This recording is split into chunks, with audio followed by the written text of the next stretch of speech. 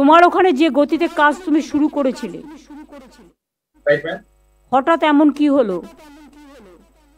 যে বালি সবচেয়ে বেশি পাচার ওখানে হচ্ছে? কিছু আইসিও যা ইচ্ছে তাই করে বেড়াচ্ছে। কি করছে দুবরাজপুরের আইসি, সিউড়ির আইসি, মোহাম্মদ বাজারের আইসি? তোমরা কি ভাবো যে আমার নলেজে কিছু নেই? নবান্ন থেকে ২রা জানুয়ারির এই ধমক ধমকের পর নিশ্চিত গদি বাঁচাতে কিছু উদ্যোগ নিয়েছেন ডিএম সাহেব। পুরো ইলিগাল তো, বোর্ডের কিছু নেই, নিজেদের চালিয়ে দিয়ে এটা কষ্ট মারবে।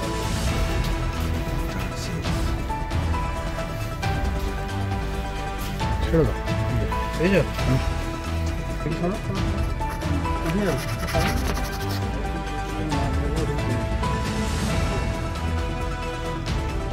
7875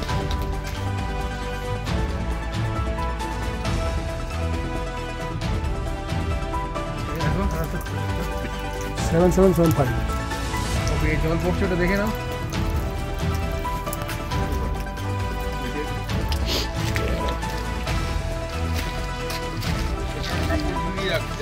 চলো একটু চলো, একটু চলো, যাওয়াটাই মুশকিল হবে।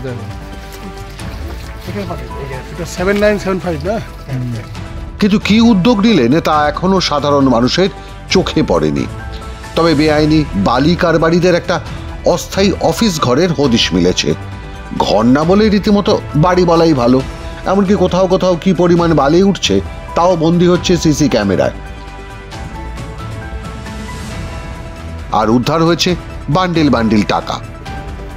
স্যার লোকাল পাবলিক আর কি বলবে এইভাবে লেখা থাকবে?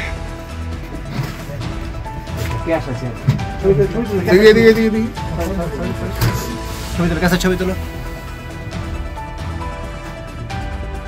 নিচে নিচে নিচে।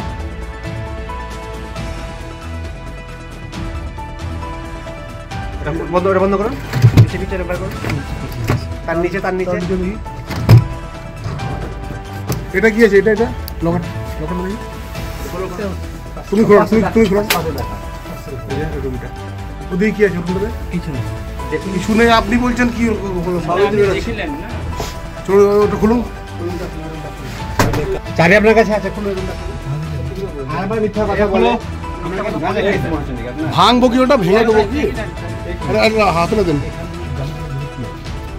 বীরভূম জেলার সবচেয়ে বেশি বালিঘাট রয়েছে সিউড়ি মহকুমায়। বৈধ বালিঘাটের সংখ্যা 20টি। দুবরাজপুর ব্লকে অজয় নদে 4টি, খয়রাশোল ব্লকে অজয় নদে 8টি, সাঁইথিয়া ব্লকে ময়ূরাক্ষী নদীতে 5টি, সিউড়ি ব্লকে ময়ূরাক্ষী নদীতে 3টি। এদিকে লাইসেন্স উত্তীর্ণ বালিঘাটের সংখ্যা 87টি। এর মধ্যে অধিকাংশ বালিঘাটের মেয়াদ 2021 সালেই শেষ হয়ে গেছে। কয়েকটি বালিঘাটের মেয়াদ 23 সালে উত্তীর্ণ হয়েছে। এরপর নির্দিষ্ট এলাকার বাইরে যথেচ্ছ বালি তোলা চলছে। একেবারে মাঝ নদীতে নেমে নদীগর্ভের মাঝখান থেকে বেআইনিভাবে বালি তোলা হচ্ছে। যে পরিমাণ গর্ত করে বালি তোলার কথা তার থেকে 7 থেকে 10 গুণ বড় গর্ত করে বালি তোলা চলছে। মুখ্যমন্ত্রী তার প্রশাসনিক বৈঠকে আরেকটি গুরুত্বপূর্ণ কথা বলেছিলেন। বলবো না করেও, সেটা হলো বালির সব টাকা নাকি বিজেপি পাচ্ছে। একবার শুনে নিন। বীরভূমে কিন্তু আমাদের নেতাদের কথা এটা হচ্ছে না। সরি, আমি বলতে বাধ্য হচ্ছি, ওখান থেকে সমস্ত বিজেপি ফান্ডে টাকা যাচ্ছে।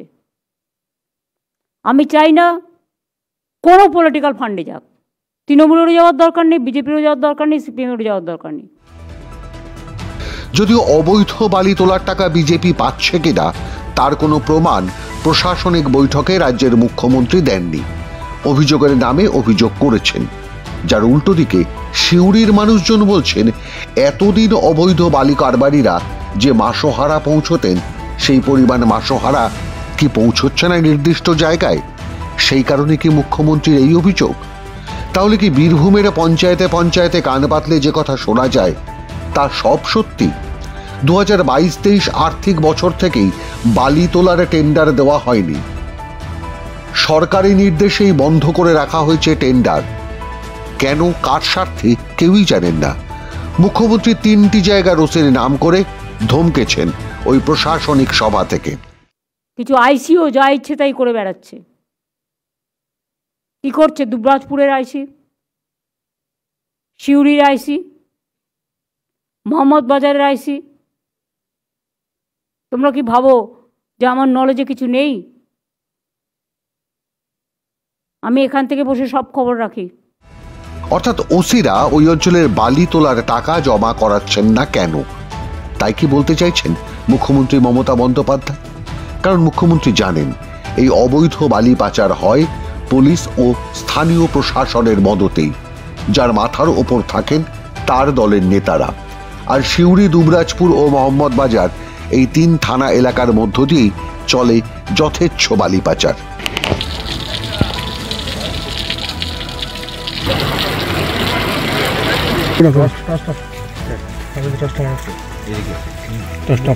একদম এমন ভাবে ছবি তুলবে যে ওখানে টর্চ মারো, বালি রে আছে।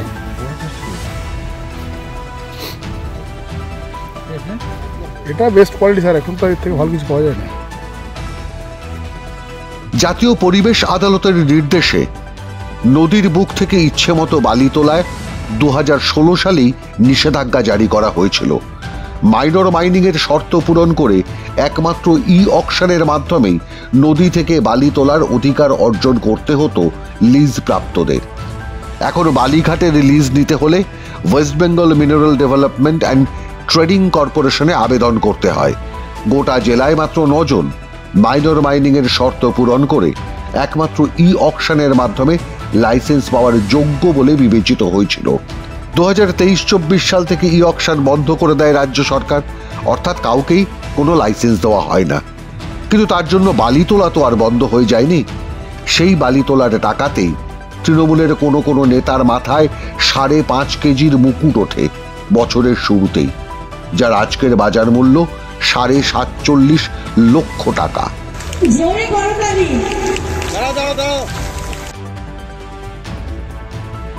তবে কিছু লোক দেখানো ছবি তোলানো রেট যে হয়নি তা নয়। বালি পাচারকারীরা মালিকরা অবশ্য এই তল্লাশি দেখে বলছেন পুলিশ আর সরকারের রেট বাড়ানোর রেড চলছে। রাজ্য বাজেট হয়ে গেলেই ফের হিসেব বাড়াবার হয়ে যাবে, তারপর আবার সব ধামাচাপা পড়ে যাবে, যেখানকার টাকা সেখানেই যাবে।